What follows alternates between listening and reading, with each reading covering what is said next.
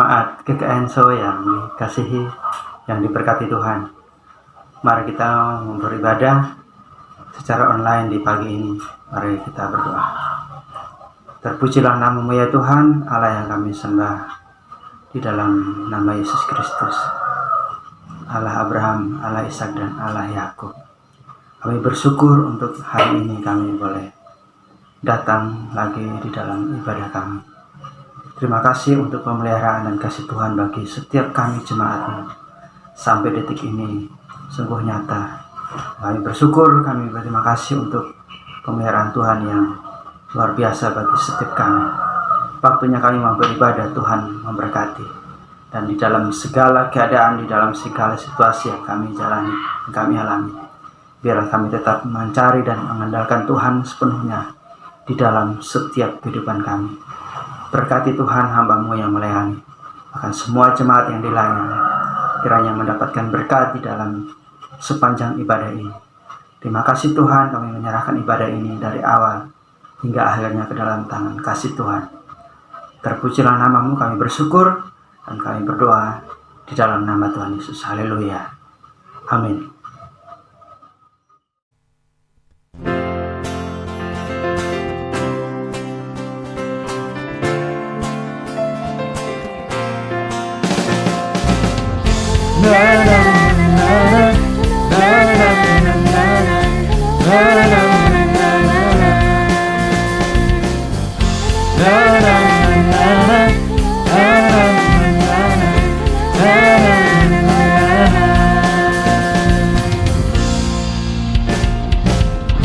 Haleluya, ku memuji-Mu Tuhan, karena kasih-Mu tak berkesudahan. Biar yang bernafas memuji Sang Raja, di atas gunung dan di dalam samudra.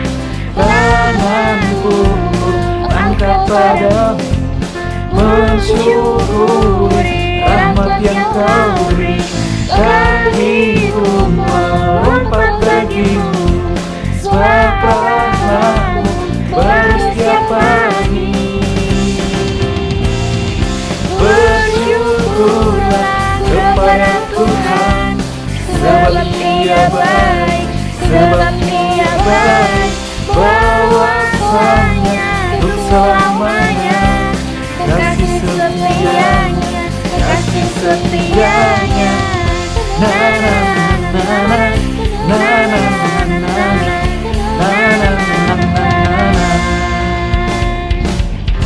Haleluya, ku memuji-Mu Tuhan, karena kasih-Mu tak berkesudahan. Biar yang bernafas memuji Sang Raja, di atas gunung dan di dalam samudra. Tanganku angkat padamu, mensyukuri rahmat yang Kau beri. Kakiku melompat bagimu, sebab rahmat-Mu baru setiap pagi. Bersyukurlah kepada Tuhan, sebab Dia baik, sebab Dia baik. Bahwasanya untuk selamanya, kasih setianya, kasih setianya. Bersyukurlah kepada Tuhan, sebab Dia baik, sebab Dia baik. Bahwasanya untuk selamanya, kasih setianya, kasih setianya.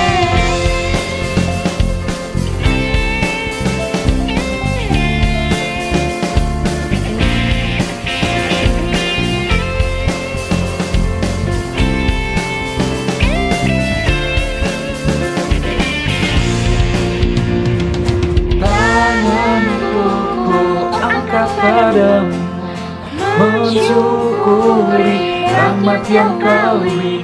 Kakiku melompat bagimu, sebab rahmat-Mu baru setiap pagi.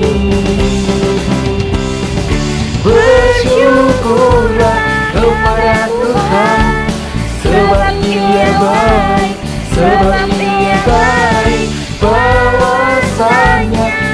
selamanya. Kasih setianya, kasih setianya. Bersyukurlah kepada Tuhan, sebab Ia baik, sebab Ia baik. Bahwasanya untuk selamanya. Kasih setianya, kasih setianya. Na na na na na na na na na na na na.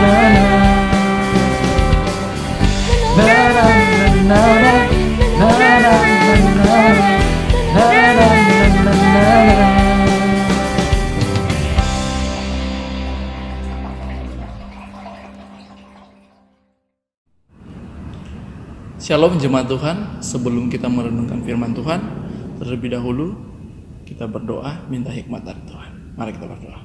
Tuhan, kami bersyukur untuk kebaikan Tuhan dalam hidup kami, dan Tuhan begitu luar biasa menyertai, mengasihi kami, bahkan anugerah Tuhan yang Tuhan tebus kayu salib menebus kami, membawa kami kepada kehidupan yang kekal. Dan saat ini Tuhan, kami mau belajar firman-Mu. Tolong kami Tuhan, agar kami bisa mengerti, memahami firman-Mu. Pakai hamba-Mu yang penuh kekurangan keterbatasan ini Tuhan, yang berdosa ini, untuk bisa menyampaikan firman-Mu. Biarlah Engkau yang berbicara Tuhan, dan kami semua dapat disegarkan, semakin dewasa rohani kami, dewasa iman kami Tuhan. Terima kasih Tuhan Yesus, kami serahkan waktu ini ke dalam tangan Tuhan, dalam nama Tuhan Yesus, amin. Shalom saudara-saudara, bersyukur ya kita masih terus diberikan kekuatan, kesehatan. Dan saat ini kita akan lihat firman Tuhan yang terambil di dalam 1 Petrus pasal yang kelima, ayat 5 sampai yang ke-11.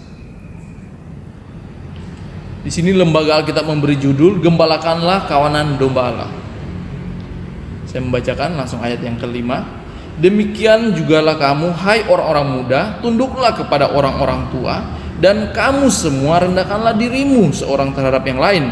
Sebab Allah menentang orang yang congkak, tetapi mengasihani orang yang rendah hati. Karena itu rendahkanlah dirimu di bawah tangan Tuhan yang kuat, supaya kamu ditinggikannya pada waktunya. Serahkanlah segala kekhawatiranmu kepadanya, sebab Ia yang memelihara kamu. Sadarlah dan berjaga-jagalah. Lawanmu si iblis berjalan keliling sama seperti singa yang mengaung-aung dan mencari orang yang dapat ditelannya. Lawanlah dia dengan iman yang teguh, sebab kamu tahu bahwa semua saudaramu di seluruh dunia menanggung penderitaan yang sama. Dan Allah, sumber segala kasih karunia yang telah memanggil kamu dalam Kristus kepada kemuliaannya yang kekal, akan melengkapi, meneguhkan, menguatkan, dan mengokohkan kamu sesudah kamu menderita sekian lamanya. Ialah yang mempunyai kuasa sampai selama-lamanya. Amin. Tema saya saat ini, saya memberikan tema khotbah saya, menjadi semakin dewasa rohani sesudah hadapi kesukaran hidup. Saudara-saudara, Tuhan Yesus mengizinkan atau menghendaki kita untuk menjadi semakin dewasa secara rohani. Dia menggunakan penderitaan atau kesukaran hidup yang terjadi dalam kehidupan kita. Ini dengan tujuan untuk melengkapi, meneguhkan, menguatkan, dan mengokohkan kita. Apa yang harus kita lakukan agar menjadi dewasa secara rohani? Ada 3 cara menjadi dewasa sesudah melewati kesukaran hidup. Cara yang pertama, kerendahan hati seseorang terhadap yang lain dalam berjemaat. Ini sangat penting, saudara. Cara yang pertama, memiliki kerendahan hati terhadap yang lainnya dalam berjemaat. Di sini kalau kita lihat konteks firman Tuhan, di mana Petrus menasihatkan kepada jemaat Tuhan, kepada orang yang percaya yang tersebar, yang kalau kita bisa lihat di dalam pasal 1, orang-orang pendatang yang tersebar di Pontus, Galatia, Kapadokia, Asia Kecil, dan Bitinia. Mereka orang-orang yang sudah percaya kepada Yesus Kristus. Dan ini Petrus menasihatkan kepada mereka agar mereka memiliki kerendahan hati satu dengan yang lainnya dalam hidup berjemaat, dalam hidup bergereja. Karena kalau kita lihat konteks pasal yang kelima di sini, Petrus menasihatkan bukan hanya kepada para penatua atau kepada para pendeta, tetapi keseluruhan dalam satu gereja, dalam satu denominasi yang sedang mereka jalani, yang dimana ada jemaat. Yang di sini dikatakan oleh Petrus, dia menasihatkan kepada jemaat juga untuk rendah hati satu dengan yang lainnya. Di ayat 1 sampai yang keempat, fokusnya Petrus menasihatkan kepada para penatua, para hamba-hamba Tuhan, para pendeta, untuk mereka tetap memiliki kerjasama yang baik, untuk mereka tetap memiliki pelayanan dengan sukarela sesuai dengan kehendak Tuhan, dengan tidak mencari keuntungan dan sebagainya.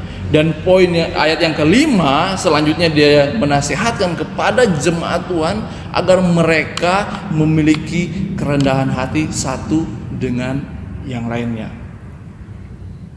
Karena kita bisa lihat di sini ayat yang kelima katakan, demikian jugalah kamu hai orang-orang muda, tunduklah kepada orang-orang tua. Ya, dalam berjemaat pasti kita bisa lihat ada berbagai macam ya, ada orang muda, ada orang tua, ada anak sekolah minggu, ada pendeta, para pelayan. Nah, di sini dia nasihatkan, demikian jugalah kamu hai orang-orang muda, tunduklah kepada orang-orang yang tua. Dan dikatakan juga di sini, dan kamu semua rendahkanlah dirimu seorang terhadap yang lain. Bukan hanya kepada muda dan orang tua, tapi semua, keseluruhan semuanya memiliki kerendahan hati satu dengan yang lainnya. Sebagai jemaat Tuhan atau anggota jemaat dalam bergereja, kita harus menjaga kesatuan dalam bertumbuh bersama-sama seperti Yesus Kristus. Ini yang harus dijaga. Karena dalam sebuah gereja nggak mungkin yang bertumbuh hanya pendetanya atau hanya satu orang.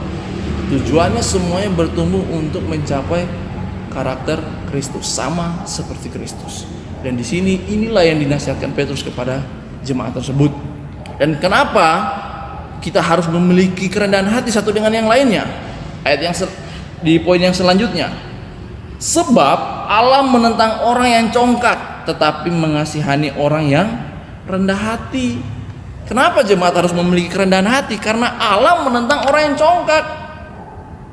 Malah Allah mengasihi orang yang rendah hati.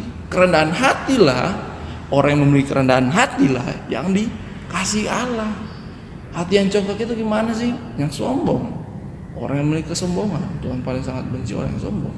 Jadi dalam masa ini pandemik, jemaat Tuhan kiranya saling memberi kerendahan hati, saling support, saling menguatkan satu sama yang lainnya. Walaupun kita masih ibadah online seperti ini, saling support, saling memberi masukan, saling menghormati, apalagi para pelayan Tuhan. Di sini harus kita memberi teladan yang baik untuk jemaat Tuhan. Dan poin yang kedua, cara yang kedua agar kita semakin dewasa dalam menghadapi kesukaran hidup, poin yang kedua ialah kita pasrah kepada pemeliharaan tangan Tuhan. Kenapa kita harus pasrah kepada pemeliharaan tangan Tuhan? Mari kita lihat di ayat yang selanjutnya. Karena itu rendahkanlah dirimu di bawah tangan Tuhan yang kuat, supaya kamu ditinggikannya pada waktunya. Kalau kita ingin menjadi dewasa secara rohani, kita harus berserah pada pemeliharaan Tuhan. Karena dalam melewati kesukaran hidup kita nggak bisa tanpa Tuhan. Kita nggak bisa lepas dari Tuhan. Apa ayat 6 katakan? Rendahkanlah dirimu di bawah tangan Tuhan yang kuat. Tangan Tuhan yang kuat di sini merefleksikan bahwa Dia sanggup dan mampu menolong dan menyelamatkan kita. Kita tidak bisa menyelamatkan diri kita sendiri. Hanya tangan Tuhan yang kuat yang sanggup mampu menolong kita. Dan sikap kita seharusnya kepada Tuhan dalam menghadapi kesukaran adalah tunduk kepada pemeliharaannya. Tunduk atau merendahkan diri di bawah tangan Tuhan berarti kita tidak bersikap angkuh atau mengandalkan kekuatan diri kita sendiri atau secara manusiawi kita, tapi kita pasrah sepenuhnya kepada tangan Tuhan yang kuat. Kenapa kita harus tunduk kepada Tuhan? Karena kita nggak mampu. Ada hasilnya, saudara-saudara. Kalau kita tunduk kepada Tuhan, hasilnya ialah ayat yang 6b katakan, supaya kamu ditinggikannya pada waktunya. Supaya kamu ditinggikannya pada waktunya. Ada waktunya, ada hasilnya, supaya Dia yang meninggikan kita. Dalam bergereja dan berjemaat, nggak perlu kita meninggikan diri kita sendiri. Kita dalam situasi seperti ini nggak usah meninggikan diri sendiri ya. Kita harus pasrah kepada pemeliharaan Tuhan. Jangan khawatir, saudara-saudara, nggak usah takut. Kita harus pasrah kepada tangan Tuhan yang kuat, karena ada waktunya Tuhan yang akan meninggikan kita. Dan yang selanjutnya di sini ayat yang ke-7 mengatakan, serahkanlah segala kekhawatiranmu kepadanya, sebab Ia yang memelihara kamu. Supaya kita bisa tunduk sama Tuhan, harus kita lakukan dengan cara tidak khawatir. Ayat 7 mengatakan, serahkanlah segala kekhawatiranmu kepadanya. Kalau khawatir, apa artinya khawatir? Di mana sikap hati kita yang mendua antara mau melakukan firman Tuhan atau kita mau mengikuti kehendak kita sendiri. Itu kalau pengertian khawatir. Seringkali kita dilema, kita melakukan kehendak Tuhan atau mengikuti firman Tuhan, atau kita melakukan pemikiran kita sendiri, hikmat kita sendiri. Itu arti kekhawatiran. Seharusnya kita menyerahkan kekhawatiran kita, yang dimana kita membuang sikap hati yang mendua ini, tetapi memilih untuk kepada firman Tuhan, memilih sesuai dengan kehendak firman Tuhan. Alasan kita untuk tidak khawatir karena Dia yang memelihara kita. Mari kita lihat ayat yang ke-7 bagian B. Sebab Ia yang memelihara kamu. Jadi nggak usah khawatir dalam hal segala apapun. Memang secara manusiawi kita pasti ada merasa kekhawatiran, tapi ini ada janji Tuhan yang mengatakan sebab Ia yang memelihara kamu. Jadi nggak usah khawatir, sebab ada Tuhan yang memelihara kita. Dan poin yang ketiga, yang terakhir, agar kita terus semakin dewasa dalam rohani kita setelah menghadapi kesukaran hidup, yaitu tetap waspada dalam peperangan rohani. Ini selalu diabaikan. Peperangan rohani itu penting, yang kita harus tetap waspada. Karena ayat 8 katakan, sadarlah dan berjaga-jagalah, lawanmu si iblis. Musuh kita adalah iblis, bukan sesama manusia. Jangan, seringkali kita menjadi musuh teman kita, sahabat kita. Jangan. Musuh kita adalah iblis, lawanlah dia. Dikatakan di sini identitas iblis adalah musuh kita. Ia digambarkan di sini seperti singa yang mengaum-ngaum, ganas, kelaparan, dan aktivitasnya di sini berjalan keliling mencari mangsa. Dengan tujuan iblis ialah dapat memangsa orang atau dapat ditelannya, yaitu kita bisa artikan kalau orang yang bisa ditelannya, anak-anak Tuhan yang bisa ditelannya, berarti ini anak-anak Tuhan yang lengah. Dalam artian secara praktis kita bisa katakan lengah dan mengabaikan pertolongan Tuhan, mengabaikan Tuhan, lupa kepada Tuhan, atau lupa ya, secara praktis berdoa, baca firman Tuhan, jarang ke gereja, udah lupa semuanya. Ini mangsa-mangsa si iblis. Kita harus sadar ini peperangan rohani kita, karena lawan kita adalah si iblis. Dia mengambil kesempatan-kesempatan, dia terus mengawasi kita seperti singa dikatakan di sini. Dan cara kita harus melawan iblis di sini, kita bisa lihat ayat yang ke-8. Yang pertama, kita harus tahu cara melawan si iblis ini adalah sadar dan berjaga-jaga. Kalau kita nggak sadar kalau ada iblis, ya kita biasa aja. Kita harus sadar dan berjaga-jaga. Yang kedua, ayat 9, ayat yang selanjutnya katakan di sini, ayat yang ke-9, lawanlah dia dengan iman yang teguh. Cara kedua melawan iblis adalah dengan iman yang teguh. Dan yang cara terakhir adalah, mari kita lihat ayat yang selanjutnya.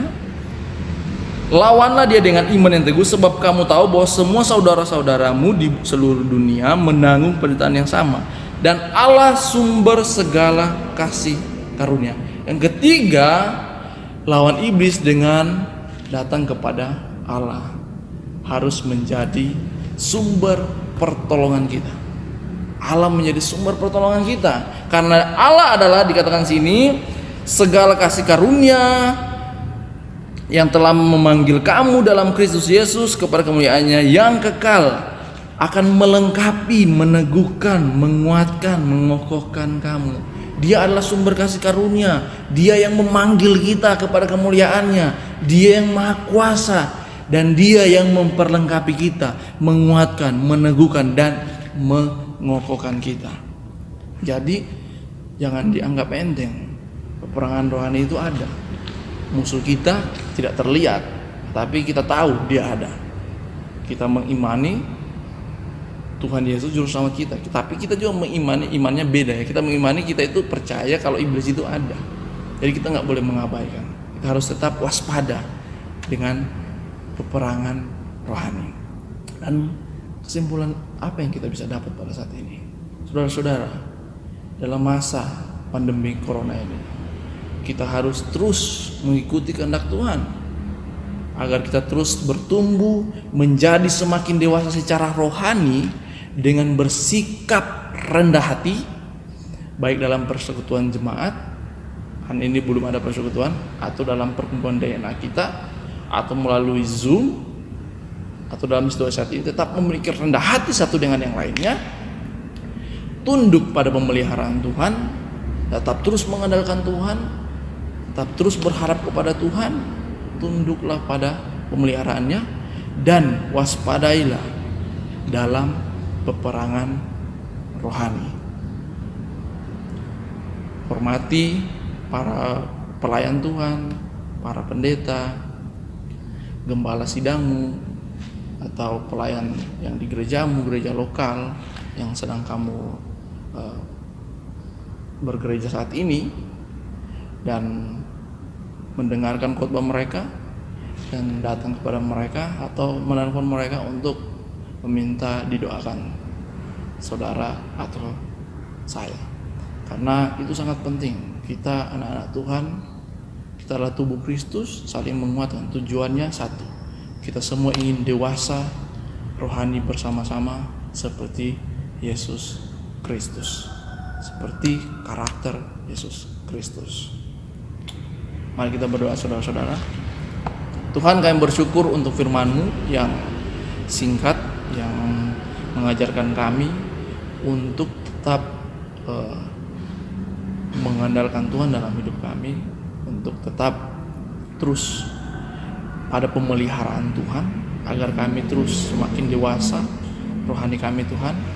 Bahkan kami tetap waspada untuk peperangan rohani kami, karena lawan kami ada bukanlah lawan yang kelihatan, tetapi lawan kami adalah si iblis yang berusaha untuk menjerat kami. Terima kasih Tuhan, biarlah firman-Mu ini Tuhan menguatkan kami, meneguhkan iman kami Tuhan, agar kami semakin dewasa di dalam Tuhan. Tuhan memberkati jemaat Tuhan, para hamba-hamba Tuhan, para pelayan Tuhan yang lebih khusus di GKN Sono Pakis. Bahkan Tuhan memberkati Pak Gembala dan Ibu Gembala, anak-anak sekeluarga, cucu-cucunya. Tuhan memberkati mereka semua, kesehatan mereka, pekerjaan mereka, pelayanan mereka, Tuhan memberkati. Terima kasih Tuhan. Bahkan Tuhan juga memberkati untuk negara kami ini, negara Indonesia kami ini, biarlah terus dalam perlindungan Tuhan, dalam penyertaan Tuhan. Hikmat Tuhan terus atas pemimpin negara kami, dari tingkat presiden sampai yang terendah Tuhan. Biar Tuhan memakai mereka agar mereka bisa mengelola negara kami dengan baik, dengan hikmat pertolongan daripada Tuhan. Berikan kami hikmat kepada jemaat Tuhan, para hamba-hamba Tuhan, para orang-orang percaya, agar mereka tetap hidup berhikmat, hidup bersih, hidup sesuai taat kepada pemerintah, bahkan taat kepada firman-Mu Tuhan. Terima kasih Tuhan. Kami serahkan semuanya ke dalam tangan Tuhan. Jadilah sesuai kehendak Tuhan, bukan kehendak kami. Ini doa syukur kami dalam nama Tuhan Yesus. Amin.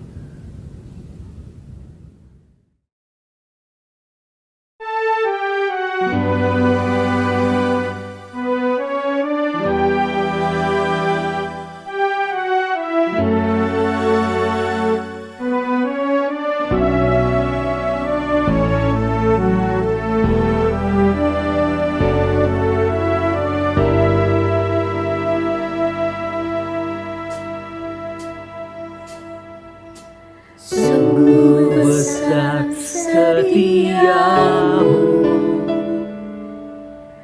Kau nyatakan bagiku. Kau Bapa yang selalu mengerti isi hatiku. Kemuliaan-Mu Kau janjikan, aku tetap percaya, ku percaya janji-Mu ajaib terukir dalam kehidupanku. Ku berserah di dalam kekuatan-Mu, ku percaya.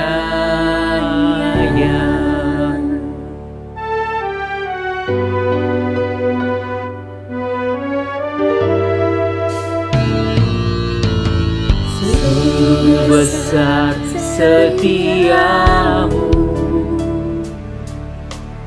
Kau nyatakan bagiku. Kau Bapa yang selalu mengerti isi hatiku. Kemuliaan-Mu Kau janjikan, aku tetap percaya, ku percaya janji-Mu ajaib terukir dalam kehidupanku. Ku berserah di dalam kekuatan-Mu, hanya Kau segalanya bagiku. Ku percaya janji-Mu ajaib terukir dalam kehidupanku. Ku berserah di dalam kekuatan-Mu, ku percaya.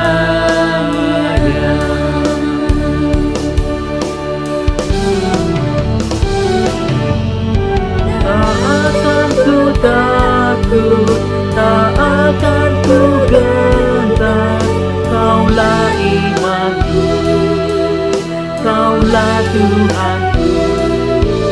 Tak akan ku ragukan kebaikan-Mu di hidupku.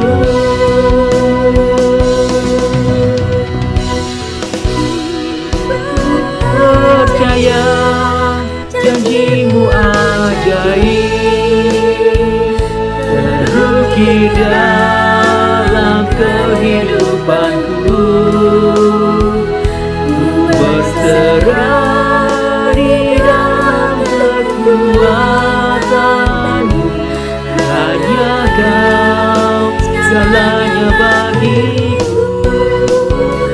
Ku percaya janji-Mu ajaib terukir dalam kehidupanku.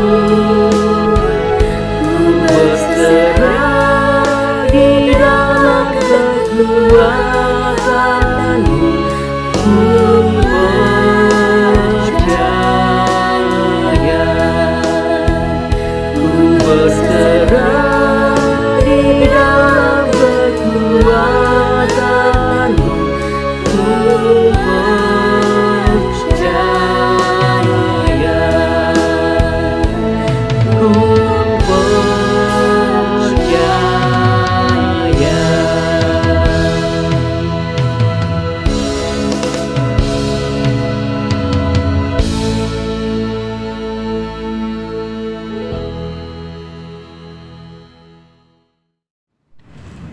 kita akan menutup ibadah kita pada saat ini. Mari kita berdoa. Terima kasih Tuhan untuk firman-Mu, terima kasih untuk ibadah ini. Biarlah Tuhan memberkati kami semua. Damai sejahtera dari Allah Bapa dan dari Anak, yaitu Tuhan Yesus, dan Roh Kudus yang menyertai kita mulai hari ini sampai selama-lamanya. Amin. Tuhan Yesus memberkati. Selamat hari Minggu.